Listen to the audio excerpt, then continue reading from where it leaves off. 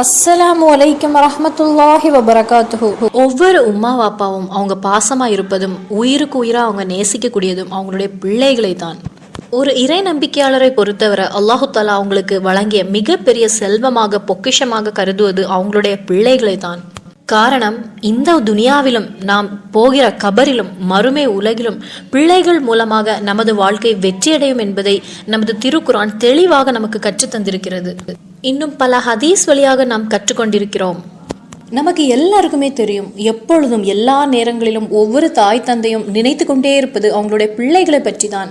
காரணம், நிறைய உம்மா வாப்பாவும் கமெண்ட் வழியாக அவங்க பிள்ளைகளை பற்றி ரொம்ப கவலையை தெரிவிக்கிறாங்க. சகோதரியே, எங்களுடைய பிள்ளைகள் தவறான வழியில் வளர்ந்து வருகிறாங்க. நாங்கள் அவர்களிடம் என்னதான் ஒரு அறிவுரையாக கூறினாலும் அவங்க அதை எதையும் கேட்பதில்லை. பிள்ளைகள் தவறான பாதையில் போய்கொண்டிருக்கிறாங்க. அவர்களுடைய நண்பர்களும் சரியில்லை, அவங்க பழகக்கூடிய சுற்று வட்டாரமும் சரியில்லை. நாங்கள் என்ன ஒரு நல்ல காரியங்கள் சொன்னாலும் அதை எதையும் கேட்பதில்லை. தொழ சொன்னா தொழுவதில்லை, குரானை எடுத்து ஓதுவதில்லை, குரானை தொடுவதில்லை. அவங்களுக்கு ஒரு அறிவுரையாக நல்லதாக என்ன ஒரு கருத்து சொன்னாலும் திருப்பி அவங்க எங்களை ஏசதான் செய்றாங்க. நாங்கள் எப்பொழுதும் பிள்ளைகளை நினைத்து பயப்படுகிறோம். எங்கள் பிள்ளைங்கள் நல்ல தீனாக வளர, நல்ல பாதையில் அவர்கள் வளர ஏதாவது ஒரு திக்ர் உண்டா சகோதரியே அப்படின்னு நிறைய உம்மா வாப்பா கவலையோடும் கண்ணீரோடும் என்னிடம் கேட்கிறாங்க. அப்போ எல்லா உம்மாவும் வாப்பாவும் குழந்தைகள் தவறான நடத்தையிலிருந்து விலகி உம்மா வாப்பா சொல்வதை கேட்டு நல்ல தீன் இஸ்லாம் முறையில் வளர என்ன செய்ய வேண்டும், அதற்கு என்ன ஒரு இஸ்லாமிக் பரிகாரம், என்ன சொல்யூஷன், இப்படி இதை தெரிய நிறைய உம்மாவுக்கும் வாப்பாவுக்கும் ஆசை உண்டு. ஒவ்வொரு உம்மா வாப்பாவும் தெரிந்து கொள்ளுங்கள், பிள்ளைகள் தவறான பாதையில் இருந்தால் அதை 1-2 தினங்களில் நமக்கு சரி செய்துவிட முடியாது. நமது பிள்ளைகள் நல்ல முறையில் வளர, நல்ல தீன் இஸ்லாமாக இருக்க ஒரு பெற்றோராக நாம் செய்ய வேண்டியது, முதலில் பெற்றோர்கள் நல்ல முறையில் நல்ல ஒரு பாதையில் பயணம் செல்ல வேண்டும். பிள்ளைகள் நல்ல முறையில் வளர அவங்களை பெற்றெடுத்த உம்மா வாப்பா அவர்களுக்கு முன் மாதிரியாக இருக்க வேண்டும், ஒரு அடித்தளமாக இருக்க வேண்டும். அப்ப எந்த ஒரு பெற்றோரானாலும் ஏதாவது ஒரு போதை பழக்கத்தில் இருந்தால் அதையெல்லாம் விட்டுவிட்டு 5 நேர தொழுகையை நிறைவேற்றி கொள்ளுங்கள். இஸ்லாம் கற்றுத்தந்த நடத்தையில் நல்ல குடும்பத்தில் ஒரு பாசமுள்ள மனிதர்களாக நீங்கள் வாழுங்கள். இன்ஷா அல்லாஹ் கண்டிப்பாக நமது பிள்ளைகள் நாம் வாழக்கூடிய அந்த ஒரு வாழ்க்கை முறையை பார்த்து அவங்க கற்றுக்கொள்வாங்க. காரணம், எந்த ஒரு உம்மாவும் வாப்பாவும் அவர்களது தாய் தந்தையை நேசித்து அவர்கள் சொல்வதை கேட்டு அவர்களுக்கு துஆ செய்து அவர்களுடைய பொருத்தத்தை நாம் வாங்கி கொண்டால் கண்டிப்பாக நமது பொருத்தத்தை ஆசைப்படக்கூடிய நல்ல பிள்ளைகளை அல்லாஹ் நமக்கு தருவான் என்று சையீதினா மூசா அலைஹிஸ்ஸலாம் அவர்களுக்கு அல்லாஹு தாலா வகி கொடுத்திருக்கிறான். அல்லாஹு தாலா மூசா அலைஹிஸ்ஸலாம் அவர்களிடம் கூறினான், நீங்கள் எப்படி உங்கள் உம்மா வாப்பாவை நேசித்தீர்களோ, அன்பு செலுத்தீர்களோ, அவர்கள் சொல்வதை கேட்டு நீங்க இருந்தீங்களோ, அதுபோல் உங்கள் பிள்ளைகளும் உங்களை நேசிப்பாங்க, நீங்க சொல்வதை கேட்பார்கள், அன்பு காணிப்பார்கள். அப்போ எல்லாரும் உங்கள் தாய் தந்தையை நேசியுங்கள், அவர்கள் சொல்வதை கேளுங்கள், அவர்களுக்கு உங்கள் பாசத்தை கொடுங்கள், அவர்களை நல்ல முறையில் கவனித்துக் கொள்ளுங்கள். அப்படியானால் அதை பார்த்து வளரக்கூடிய உங்களது பிள்ளைகள் உங்களுக்கு அன்பு தருவாங்க, நீங்க சொல்வதை கேட்பாங்க, நல்ல முறையில் வளருவாங்க, தீன் இஸ்லாம் முறையில் வளருவாங்க.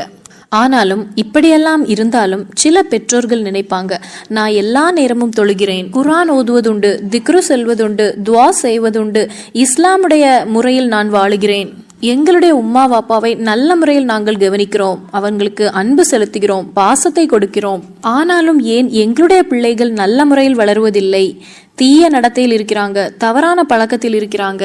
அப்படி இருந்தால் கூட ஒவ்வொரு உம்மாவும் வாப்பாவும் பயப்பட வேண்டாம். இன்னும் இஸ்லாத்தில் நிறைய வழிகளை நமது மகான்மார்கள் ஹதீஸ் வழியாக நமக்கு கற்று தந்திருக்காங்க. ஒவ்வொரு உம்மா வாப்பாவும் ஒரு விஷயத்தை புரிந்து கொள்ளுங்கள், உங்களுடைய பிள்ளைகளுக்கு தீன் இஸ்லாம் வழியை கற்றுக் கொடுக்க மறந்து விடாதீங்க. காரணம், தவறான பழக்கத்தில் இருக்கக்கூடிய நமது பிள்ளைகளை அல்லாஹு தாலா தீயின் வாயில் எடுத்து இழுத்து செல்லும் போது நமது பிள்ளைகள் சொல்லுவாங்களாம், இறைவா, நான் உனக்கு இபாதத்து செய்யாதது, நான் உனக்கு இஸ்லாம் முறையில் வாழாதது, எனக்கு இஸ்லாம்னா என்னன்னு எனக்கு தெரியாமல் இருந்தது, என்னுடைய உம்மாவும் வாப்பாவும் இஸ்லாம்னா என்னன்னு எனக்கு கற்றுத்தரவில்லை, அதனால்தான் எனக்கு இந்த நிலைமை வந்தது, இல்லனா நான் உனக்கு இபாதத்து செய்து இஸ்லாமுடைய வழியில் நான் வாழ்ந்திருப்பேன். அப்படி உங்க பிள்ளைங்க அல்லாஹ்விடம் கூறுவாங்களாம். அதனால ஒவ்வொரு மோமினான உம்மாவும் வாப்பாவும் உங்களது பிள்ளைகளுக்கு தீனான அறிவுகளை கற்க நீங்கள் வழியை அமைத்து கொடுங்கள். புனிதமான இஸ்லாம் தீனை நீங்கள் கற்றுக் கொடுத்து விடுங்கள். அதே போல் ஹராம் இல்லாத உணவை உங்கள் பிள்ளைகளுக்கு கொடுங்கள். காரணம், நமது பிள்ளைகளோ இல்ல நமது உம்மா வாப்பாவோ இல்ல மனைவியோ இல்ல யாராவது நமது குடும்பத்தில் ஹராமான உணவை சாப்பிட்டால் அது நம்மை துனியாவிலும் ஆகிரத்திலும் தோல்விக்கு கொண்டு செல்லும். அதனால கண்டிப்பாக ஒவ்வொரு உம்மா வாப்பாவும் உங்களது பிள்ளைகளுக்கு ஹலாலான உணவை கொடுக்க முயற்சி செய்யுங்கள் என்றில்லை, கண்டிப்பாக தவறாமல் ஹலாலான உணவை கொடுங்கள். அதே போல் ஒவ்வொரு உம்மா வாப்பாவும் கண்டிப்பாக கவனிக்க வேண்டிய இன்னொரு விஷயம், பிள்ளைகளை ஒரு நாளும் சாபமிடாதீங்க. அதாவது எந்த ஒரு தாயும் உங்களது பிள்ளைகளை திடீர் கோபத்திலோ இல்ல விளையாட்டாக நீ ஒரு நாளும் நல்லா இருக்க மாட்ட அப்படின்னு உள்ள வார்த்தைகளை சொல்லக்கூடாது. காரணம், அந்த பிள்ளைகளுக்கு அதன் பிறகு அல்லாஹு தாலா துனியாவிலும் ஆகிரத்திலும் தோல்விகளை மட்டுமே கொடுப்பான். அப்படிப்பட்ட பிள்ளைகள் வாழ்க்கையில் எந்த ஒரு காரியத்தில் நாங்க வெற்றி அடைவோம் சொல்லி அவங்க தொடங்கினாலும் அந்த விஷயத்தில் அவங்களுக்கு தோல்விதான் அமையும். அதே போல் அவர்களுடைய எல்லா காரியத்திலும் பரக்கத் என்பது இல்லாமல் தோல்வி மட்டுமே வந்து சேரும். காரணம், அது ஒரு தாயுடைய வாக்காகும்.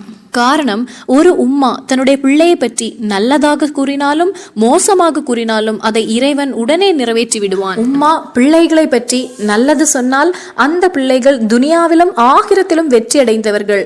அதே நேரம் உம்மா தன்னுடைய பிள்ளைகளை பற்றி மோசமாக கூறினால் அவர்களுக்கு துனியாவும் சரி ஆகிரவும் சரி தோல்வி. ஒவ்வொரு மோமினும் தெரிந்து கொள்ளுங்கள், 100ல் 80% பிள்ளைகளும் தன்னுடைய வாழ்க்கையில் மோசமான நிலையில் போகக்கூடியதற்கு காரணம் தன்னுடைய தாயின் சாபமாக இருக்கிறதுனால ஒவ்வொரு உம்மாவும் உங்களுக்கு திடீரென்று கோபம் வரும்போது கூட அந்த நேரத்தில் கூட உங்கள் பிள்ளைகளை பார்த்து நீ நல்லா இருக்க மாட்ட அப்படின்னு சொல்லிவிடாதீங்க. காரணம், நீங்கள் அறியாமல் உங்களுடைய கோபத்தில் திடீரென்று சொல்வதை கூட அல்லாஹு தாலா கபூல் செய்து விடுவான். ஒவ்வொரு உம்மா வாப்பாவுக்கும் உங்களுடைய பிள்ளைகள் நல்ல முறையில் வளர, நல்ல பாதையில் வளர, தீய நடத்தையிலிருந்து வெளிவர அவர்களுக்கு இந்த காரியத்தையும் நீங்கள் கவனித்துக் கொள்ளுங்கள் என்று இந்த ஒரு தருணத்தில் நான் உங்களிடம் கூறுகிறேன். இன்னும் இந்த வீடியோவை கேட்கக்கூடிய ஒவ்வொரு பிள்ளைகளும் உங்களுடைய உம்மா வாப்பா கோபத்தில் உங்களை சாபமிடக்கூடிய வெறுக்கக்கூடிய எந்த ஒரு வார்த்தைகளையும் நீங்க கேட்காமல் அவங்களிடம் இருந்து கொள்ளுங்கள். எல்லா பிள்ளைகளும் உங்கள் உம்மா வாப்பாவை நேசித்து அவர்களுக்கு அன்பு செலுத்தி அவங்க சொல்வதை கேட்டு இபாதத்து செய்து நல்ல பிள்ளைகளாக வளருங்கள்.